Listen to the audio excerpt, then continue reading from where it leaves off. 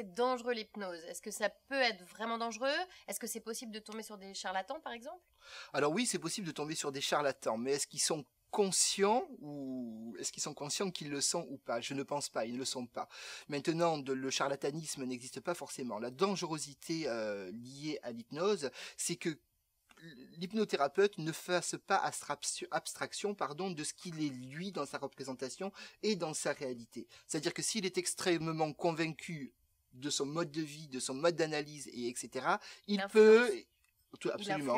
Il peut absolument influencer son patient. Si l'hypnothérapeute a du mal à se sortir d'une situation amoureuse lui-même et que la personne en hypnose vient justement pour une séparation, une séparation ou un doute sur sa situation sentimentale, bah, il lui dira forcément arrêtez, c'est pas bon. Mais non, c'est pas ça qu'il faut faire. C'est de l'impartialité. C'est-à-dire, voilà. Parce que pourquoi? Parce que en fait, ce qui est réalité pour soi est forcément illusion pour les autres.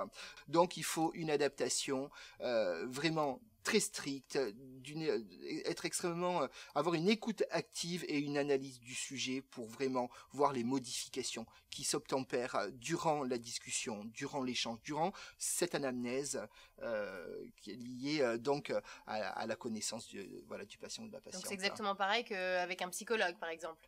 On se doit d'être impartial. Alors oui, on se doit d'être impartial. Alors, mais toute la différence avec il faut savoir quand même que l'hypnose, enfin que la psychothérapie, la psychanalyse est née de l'hypnose, d'accord? L'hypnose, ça fait 6000 ans que ça existe. Donc vous avez l'hypnose classique, vous avez l'hypnose ericksonienne, vous avez la nouvelle hypnose, vous avez l'hypnose humaniste.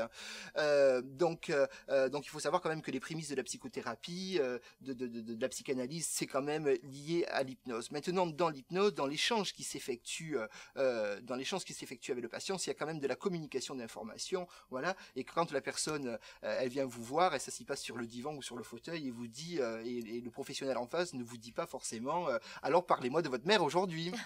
Voilà, parce qu'il y a quelque chose qui est à régler, peut-être une blessure, mais peut-être qu'il y a des validations, je dirais, dans la vie, de succès, de réussite, d'excellence, et etc., et qu'il faut faire progresser, qu'il faut faire continuer, etc. C'est pas que soigner des blessures ou choses comme ça. Donc voilà. On rassure Amandine, c'est pas dangereux l'hypnose. L'hypnose n'est pas dangereuse, Amandine. A priori, les hypnothérapeutes sont formés pour ça. Sont formés, absolument. Et ont d'office un terrain lié à la formation quand même, qui est quand même solide.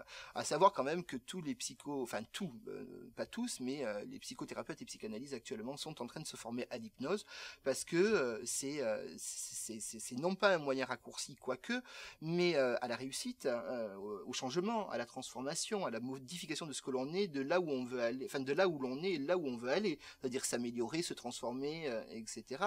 Donc c'est vrai que les professionnels de la psychanalyse, de la psychothérapie sont en train de venir beaucoup à l'hypnose et de se former actuellement, parce que c'est vrai que c'est franc d'un succès.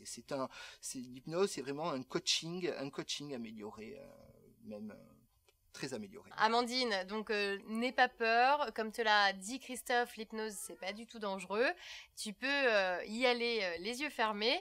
Et puis les filles, si vous avez des questions comme Amandine, n'hésitez pas à nous contacter. On a 2 possibilités, la page fan sur les réseaux sociaux et notre site internet Secret de Filles. Merci beaucoup Christophe, salut les filles.